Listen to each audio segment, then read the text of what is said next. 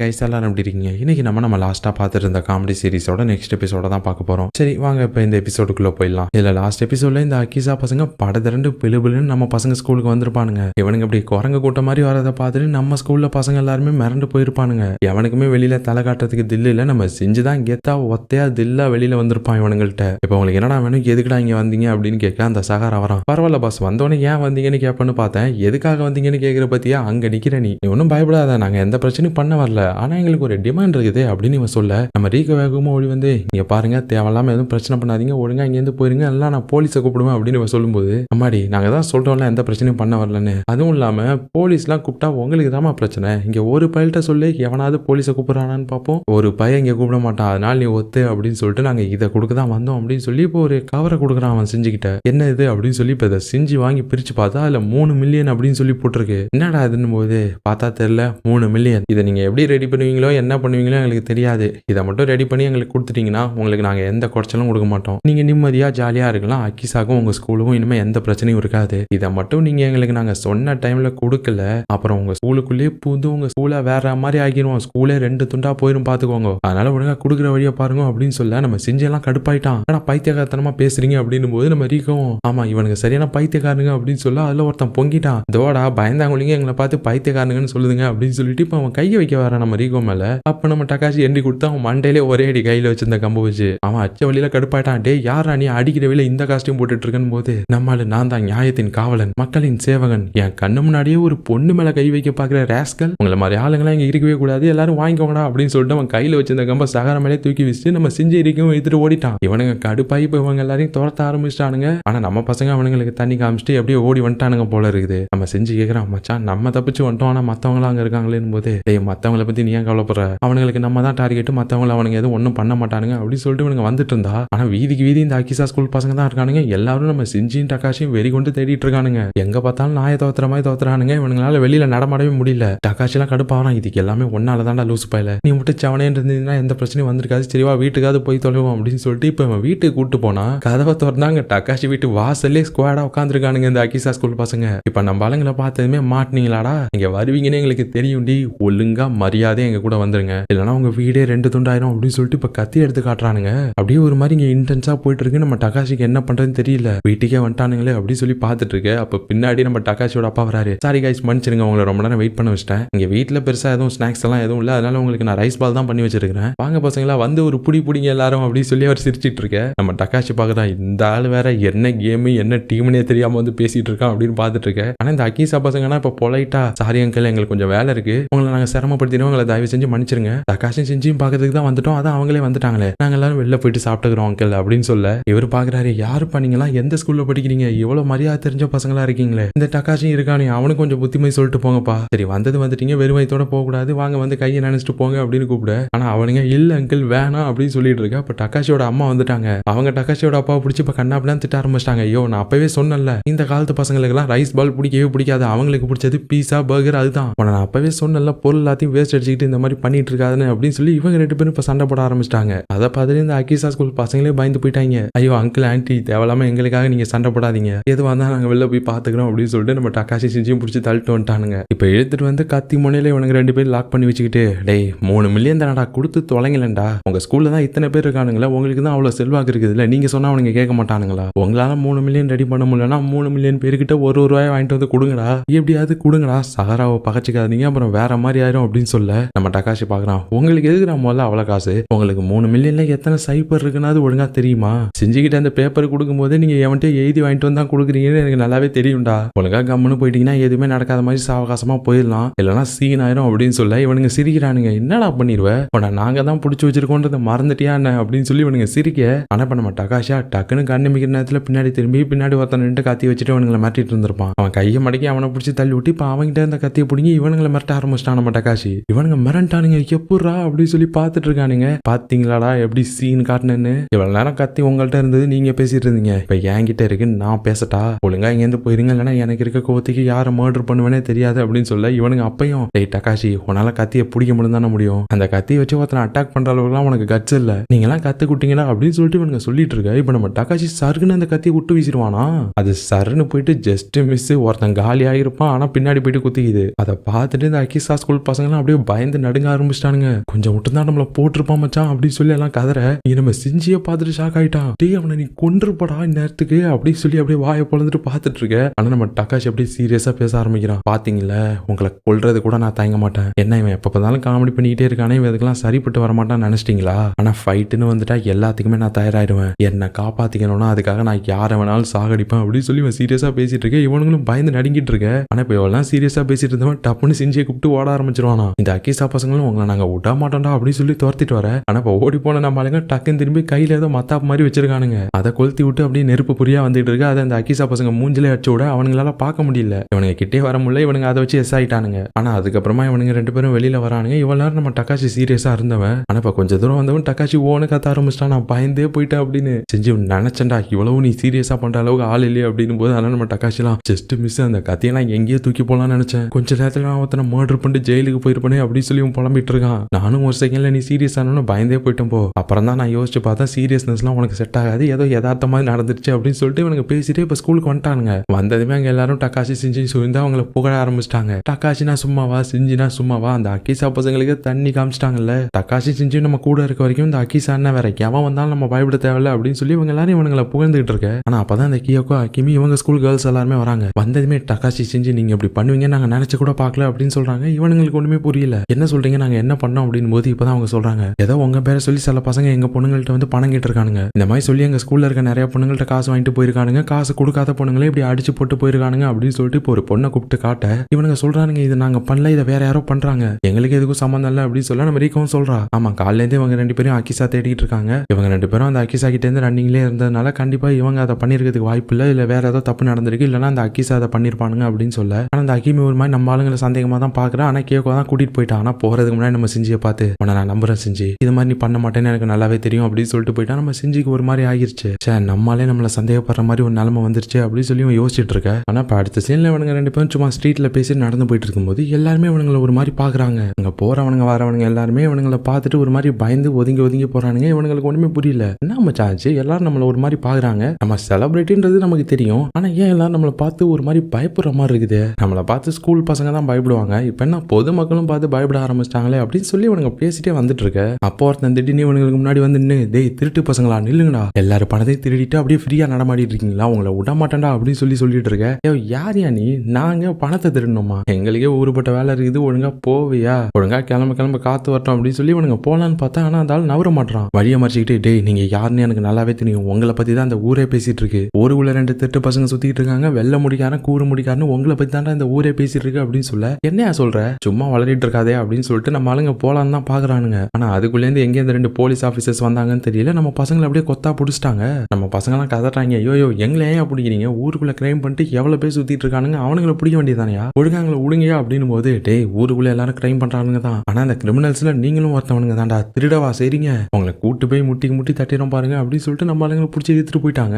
அப்படியே கட் பண்ண அடுத்த சீன்ல நம்ம ரீக்கவும் அவளோட அப்பாவும் ஏதோ ரெஸ்டாரண்ட்டுக்கு போயிட்டு டின்னர் சாப்பிட்டு வந்துட்டு இருக்காங்க. அப்படி அவங்க வந்துட்டு இருக்கும்போது 2 பேர் வரானுங்க. இவங்களை வந்து பிளாக் பண்றாங்க. பார்த்தா நம்ம டக்காசி செஞ்சு மாதிரியே கெட்ட போட்டுருக்காங்க. ஒருத்தன் பார்த்தா முடிய வெள்ளை அடிச்சிருக்கான், இன்னொருத்தன் பார்த்தா முடியெல்லாம் கூறுகூறா வச்சிருக்கான். நம்ம ஆளுங்க யாருன்னு தெரியாம அவங்கள வந்து பிளாக் பண்ணி, டேய் நாங்க யாருன்னு தெரியுமா, டக்காசி செஞ்சு வீராதி வீரனுங்க, சூராதி சூரனுங்க, எங்களுக்கு அடங்காதவனுங்களுக்கு ரொம்ப கெட்டவனுங்க, அதனால இப்போ உங்கள்கிட்ட இருக்க பணத்தை எல்லாத்தையும் மொத்தமா எடுத்து வைங்க, அப்பதான் நீங்க வீட்டுக்கு முழுசா போய் சேருவீங்க. என்ன சொன்னது புரிஞ்சதுல இல்ல இன்னொரு தடவை எதுவும் சொல்லணுமா? யோ கேடபோல்ட்டு என்ன கேட்டும் கேட்காம நின்று இருக்க, காது போயிடுச்சா அப்படின்னு சொல்லி இவனுக்கு கேட்க, நம்ம ரீகோடப்பா ரீகோவை பாக்குறாரு. என்ன பார்த்து இவனுங்க என்ன பேச்சு பேசுறானுங்க பத்தியா, ஏஜ் வெறும் நம்பர் தான்ன்றதை இவனுங்களுக்கு காட்டிட்டாச்செல்லாம் உன் பர்மிஷனோட அப்படின்னு இவங்க ரீகோ பார்த்து கேட்டுட்டு இருக்க. ஆனா அதே டைம்ல இங்க நம்ம செஞ்சின் டக்காஷும் பிடிச்சிட்டு வந்தாங்கல்ல போலீஸ்லாம், அவங்க 2 பேரும் பிடிச்சி வச்சு இப்போ என்கொயரி பண்ணிட்டு இருக்காங்க.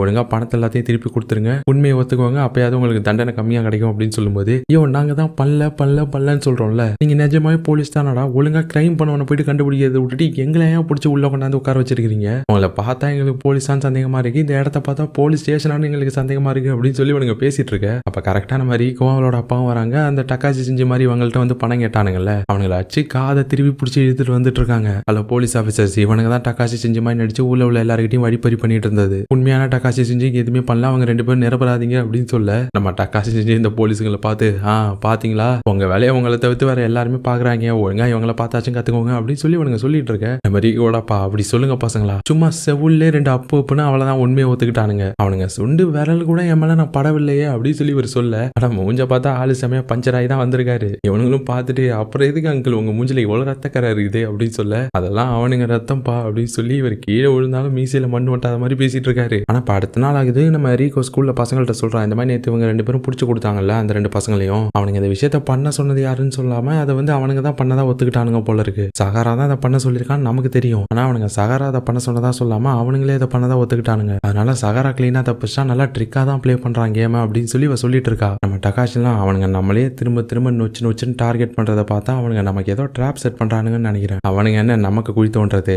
அவனுங்களுக்கு நம்ம ஒரு குழியை தோண்டுவோமா, அவனுங்க ட்ராப்ல நம்ம விழுந்துருவோம்னு அவனுங்க நினைச்சிட்டு இருப்பானுங்க. ஆனா நம்ம ட்ராப்ல அவனுங்களை விழ வச்சிடலாமா அப்படின்னு சொல்லி இவன் சொல்லிட்டு வந்துட்டு இருக்க. ஆனா அப்பதான் அந்த ரியோ இருக்கான்ல, அவன் கையில ஏதோ மூட்டையோட வரான். இவங்க பார்த்துட்டு கேட்கறாங்க, என்னடா மூட்டை, இதை எடுத்துட்டு எங்க கிளம்பிட்டா அப்படின்னு போது ஃபர்ஸ்ட் அவன் சொல்றதுக்கு ஒரு மாதிரி தயங்குறான். ஆனா அதுக்கப்புறம் அவனுங்க திரும்ப கேட்டவன் சொல்லிட்டான், அது வந்து இந்த மூட்டையில நான் எல்லா பசங்கள்ட்ட இருந்தும் காசை கலெக்ட் பண்ணிருக்கேன், இதை கொண்டு போயிட்டு அக்கிசா பசங்கள்ட்ட நான் கொடுக்க போறேன் அப்படின்னு சொல்ல, இங்க நம்ம பசங்களாம் கொந்தளிக்கிறானுங்க.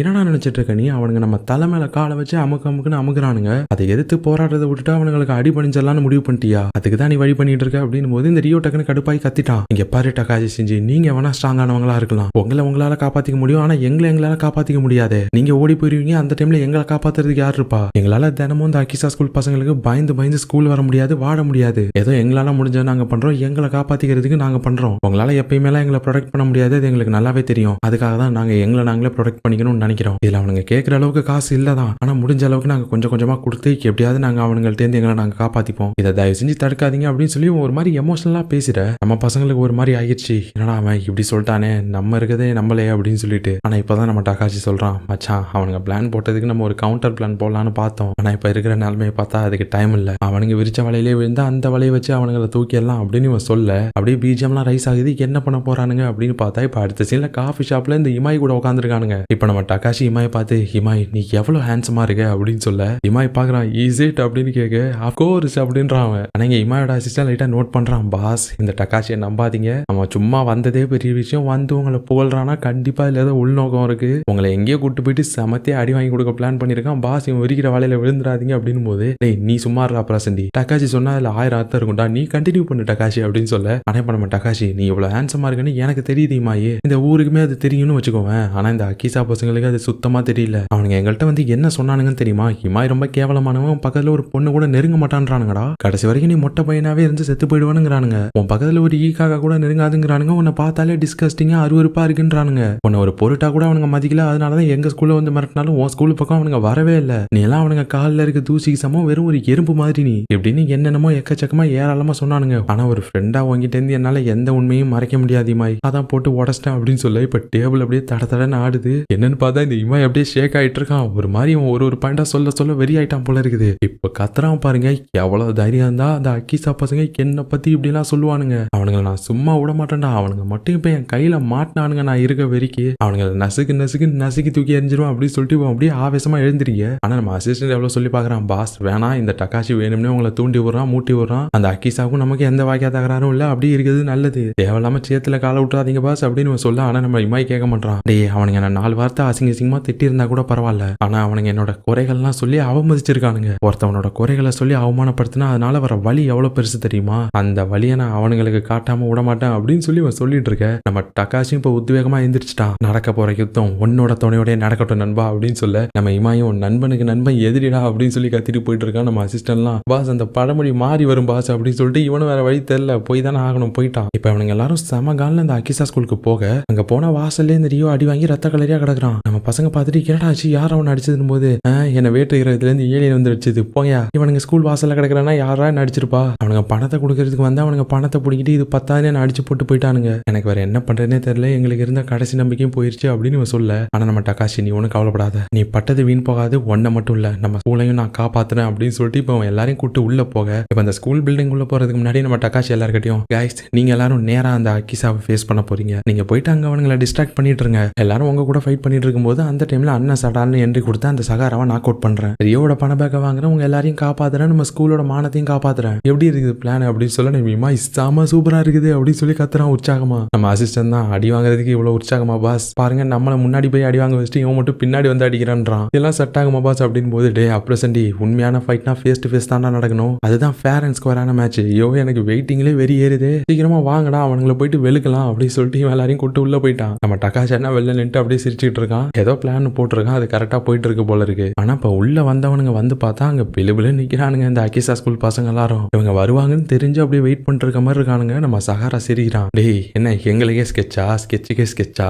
டேய் செஞ்சு இருந்தாலும் உன்னோட தைரியம் எனக்கு பிடிச்சிருக்குடா. எங்களை அடிக்கிறதுக்கு சும்மா 2-3 பொட்டு பொடுசுங்களை கூட்டு வந்திருக்கிறிய, உன்னால எங்க பசங்க 2 பேரும் அடிச்சிட முடியுமாடா அப்படின்னு சொல்லி அவன் சிரிக்க நம்ம செஞ்சுக்கலாம். ஆனா அந்த சகராவை பார்க்க வெறி ஆகிடுச்சு. டேய் எத்தனை பேர் வந்திருக்கோன்றது முக்கியம் இல்லடா, எத்தனை பேரை நாங்க அடிக்கிறோன்றதான் முக்கியம். வாடா ஃபைட் பண்ணிக்கலாம் அப்படின்னு சொல்லிட்டு இப்ப நம்ம ஆளுங்க ஃபைட் ஆரம்பிச்சிட அவ்வளவுதான். நம்ம செஞ்செல்லாம் வர்றவனுங்க எல்லாரையும் போட்டு பொழந்தெடுக்க ஆரம்பிச்சா நம்ம இமாயும் சொல்லக்கூடாது, எல்லாரையும் போட்டு வெளுக்கிறான். அவனோட அசிஸ்டன்ட்டும் செமையா ஃபைட் பண்ணிட்டு இருக்கான். ஆனா அந்த சகரா அப்படியே டாப்ல உட்காந்துட்டு சிரிச்சிட்டு இருக்கான். இவனுங்க ஃபைட் பண்றதுலாம் ஏதோ என்டர்டைன்மெண்ட் ஷோ மாதிரி பாத்துக்கிட்டு. டேய் நான் தான் சொல்றேன்ல உங்களால முடியாதுடா, நான் முன்னாடி நிறுத்தி வச்சிருக்க 10 பேரையும் உங்களால தாண்டி வர முடியாது. எப்படா இவ்வளவு பின்னாடி இருக்க என் மேல கை வைப்பீங்க? ஒழுங்கா போயிட்டீங்கன்னா சேதாரம் இல்லாம தப்பிப்பீங்க அப்படின்னு சொல்ல. ஆனா இங்க செஞ்சிக்கு எப்படியாவது அந்த சகராவை அடிச்சாகணும்னு சொல்லிட்டு சமவெறியா ஃபைட் பண்ணிட்டு இருக்கான். இமாய்க்கும் இங்க ஃபைட் பண்ண அப்படியே சமவெறி ஆகுது. எல்லாரையும் பொழந்துகிட்டு இருக்கான். ஆனா எவ்வளவு பேர் அவனுங்க ஃபைட் பண்ணுவானுங்க? அங்க ஏகப்பட்ட பேர் இருக்கானுங்க. நம்ம செஞ்சிக்கே தெரிஞ்சு போச்சு என்ன கொஞ்சம் பேர் இருப்பானுங்கன்னு பார்த்தா பிளுபிள்னு வந்துட்டே இருக்கானுங்களே. எப்படி இவனுங்க எல்லாரையும் தாண்டி போயிட்டு நான் சகராவை அடிக்கிறது அப்படின்னு சொல்லி அவன் பார்த்துட்டு இருக்க. ஆனா இவனை டக்குன்னு ஒருத்தன் அடிச்சிட்டான். நம்ம செஞ்சு திரும்பி கிளம்பலான்னு பாக்குறதுக்குள்ள அவன் திருப்பி நம்ம செஞ்சு அடிக்கலான்னு வர அப்பா அவன் மேல ஒரு கிக்கு லேண்ட் ஆகுது. யாருன்னு பார்த்தா நம்ம ரீகோ. நம்ம செஞ்சு பாக்குறான். ரீகோ நீ எதுக்கு இங்க வந்த தனியா அப்படின்னு சொல்ல என்னது தனியாவா? நம்ம புள்ளிங்கோ பார்க்கல அப்படின்னு சொல்லிட்டு இப்ப திரும்பினா நம்ம ஸ்கூல்ல இருக்க பசங்க எல்லாருமே அங்க வந்துட்டானுங்க. இப்ப அவனுங்க இந்த அகிசா பசங்க கூட சண்டை போட ஆரம்பிச்சிட்டானுங்க. பிஜிஎம்லாம் பயங்கரமா போயிட்டு இருக்கு. அப்பயும் ஆனா அந்த சகரா சிரிக்கிறான். டே அறிவு கட்ட பசங்களா, உங்க பசங்களா எங்களுக்கு பூச்சி மாதிரிடா. எங்க ஆளுங்கள ஒருத்தனே உங்க பசங்கள 10 பேர் அடிப்பான். நீங்க 1000 பேரை கொண்டு வந்து நிறுத்தினாலும் என்ன தொடவே முடியாதா அப்படின்னு சொல்லி சிரிச்சிட்டு இருக்க. இங்க நம்ம பசங்களாம் செமையா போராடிட்டு இருக்காங்க, செமையா ஃபைட் பண்ணிட்டு இருக்காங்க. ஆனா நம்ம இமாட் அசிஸ்டன்ட்லாம் புலம்பிட்டே சண்டை போட்டுட்டு இருக்கான். பாஸ் அவ்வளவுதான், டக்காஷி ஓடிட்டான். நம்ம எல்லாரும் இங்க ரத்தம் சிந்த விட்டுட்டு அவன் ஓடி போயிட்டான். பண மூட்டையோட ஓடிட்டான். அவ்வளவுதான் பாஸ், நம்மலாம் காலி, நம்ம இங்க தப்பிச்சாதான் அப்படின்னு சொல்லி புலம்பிட்டு இருக்க. நம்ம இமாயெல்லாம் டேய் டக்காஷி அப்படிப்பட்ட ஆளு கிடையாதான்னு போது அவன் அப்படிப்பட்ட ஆளு தான் பாஸ். ஆமாண்டா அவன் அப்படிப்பட்ட ஆளு தான், ஆனா அவன் அப்படிப்பட்டவன் கிடையாதுடா. எனக்கு டக்காஷி மேல நம்பிக்கை இருக்கு, நீ வேணா பாரு டக்காஷி வருவான். நம்ம எதிர்பார்க்காத டைம்ல ஒரு ட்விஸ்ட் கொடுப்பான் பாரு, அவனே வந்து இந்த சகராவை பறக்க விடுவான் பாரு அப்படின்னு சொல்லிட்டு ஃபைட் பண்ணிட்டு இருக்கான். நம்ம அசிஸ்டன்ட்டுக்கு ஒண்ணுமே புரியல, என்ன இவருக்கு டக்காஷி மேல இவ்வளவு நம்பிக்கை இருக்குது அப்படின்னு சொல்லிட்டு இவனும் சண்டை போட்டுட்டு இருக்கான். கொஞ்ச நேரம் ஃபைட்டு போயிட்டு இருக்கான். ஆனா இப்ப திடீர்னு ஒரு சவுண்டு,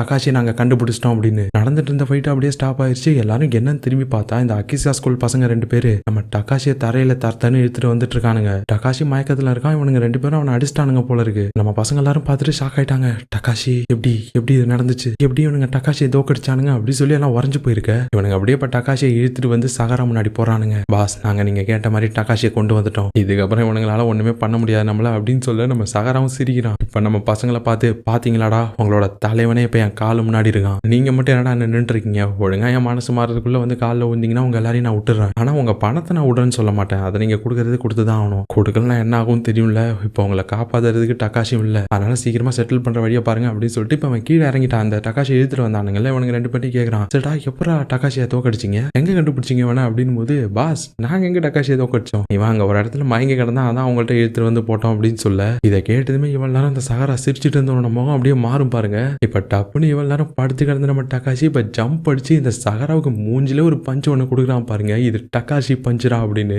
அப்படியே அடில அவன் மூஞ்செல்லாம் கலங்கிட்டே பறந்து போய் பொத்துன்னு விழுந்துட்டான் சகரா. அவ்வளவுதான் knock out, clean knock out, ஒரே பஞ்சில முடிச்சு விட்டான். அதை பார்த்துட்டு அந்த அகிசா ஸ்கூல் பசங்க எல்லாரும் மிரண்டு போயிட்டானுங்க. இப்ப சிரிக்கிறான் நம்ம டக்காஷி, டே அறிவு கட்ட பசங்களா, எச்சப்புக்கும் பிளட்டுக்குமே கூட உங்களுக்கு வித்தியாசம் தெரியல, நீங்க எல்லாம் டயலாக் பேசிட்டு கேங் ஃபார்ம் பண்ணி என்ன அடிக்க வரீங்களா, நீங்க எல்லாம் எங்க இருக்கணுமோ அங்கதானே இருக்கணும். சரி என்ன இப்போ உங்க தலைவனா நான் தோக்கடிச்சிட்டேன், அதுவும் என்னோட லெஃப்ட் ஹேண்ட்ல, உங்களுக்கு இதுல எதுவும் அப்ஜெக்ஷன் இருக்கா, வேற யாரையும் லெஃப்ட் ஹேண்ட்ல அடி வாங்கணுமா அப்படின்னு கேட்க எல்லாரும் அப்படியே உறைஞ்சு போய் பார்த்துட்டு இருக்கானுங்க. நம்ம பசங்க எல்லாம் சிரிக்கிறானுங்க. சரி கண்ணுங்களா, உங்களுக்கு வேற ஏதாவது அப்ஜெக்ஷன் இல்லைன்னா என் ஆளு ஒருத்தங்கிட்ட இருந்து பணத்தை அடிச்சிங்களாமே, அதை திருப்பி கொடுத்தீங்கன்னா நான் வந்த வழியாவே திரும்பி போயிருவேன் அப்படின்ற மாதிரி சொல்ல அவனுங்க அப்படியே பார்த்துக்கிட்டே போய் வேகமா எடுத்துட்டு வந்து கொடுக்குறானுங்க அந்த ரியோட பணம் மூட்டை. ரொம்ப தேங்க்ஸ் காய்ஸ், உங்க கூட ஃபைட் பண்ணது எனக்கு ரொம்பவே நல்லா இருந்துச்சு, மறுபடியும் இன்னொரு நாள் பார்க்கலாம்ல அப்படின்னு சொல்லிட்டு அவன் நம்ம பசங்க எல்லாரையும் கூப்பிட்டு போயிட்டான். இவனெல்லாம் இன்னுமே ஷாக்ல தான் இருக்கானுங்க. ஆனா இப்ப போன நம்ம டக்காஷி திரும்ப ரிட்டர்ன்ல வந்து, டேய் சும்மா போறான் ஒன்னும் பண்ண மாட்டான் திரும்ப வரமாட்டான்லாம் யாரும் நினைக்காதீங்க, இனிமே அந்த இடம் இந்த இடம் எல்லா இடத்துலயும் அண்ணன் மட்டும்தான்டா கில்லி, ஞாபகம் இருக்கட்டும் என்ன அப்படின்னு சொல்லி இவனுங்களை பார்த்து ஒரு மிரட்டி விட்டு போறான். ஆனா அதுக்கப்புறம் கொஞ்ச நாள் போகுது,